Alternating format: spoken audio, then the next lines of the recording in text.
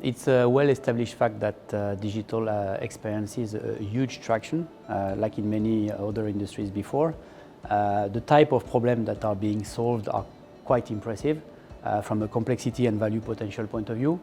However, it seems that there is a slow development in terms of scalability, the ability to scale up the different digital initiatives and ultimately capture the value out of it.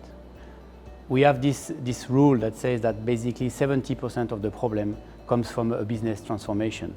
20% of the problem is typically IT infrastructure, data related, and only 10% is related to the complexity of typically the algorithms that are needed to develop a digital application. And usually it's quite often that the people think the other way around. So our challenge as an industry is really to address what are the potential blockers, meaning to what extent digital impacts the ways of working and the internal processes at the companies.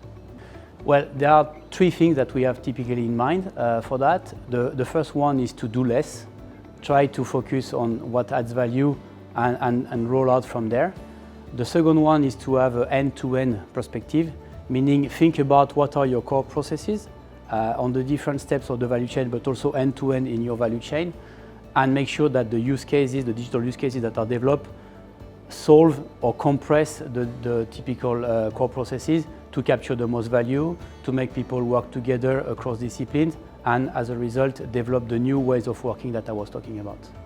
And the third point is to realize the magnitude of the challenge embedded in developing a digital transformation in a company, meaning that the steering of that effort needs to be elevated to the top level of the management, and making sure that the top leaders, CEOs and level below are the driving agent for the change, making sure that the people realize that they need to change their ways of working to adopt the digital going forward.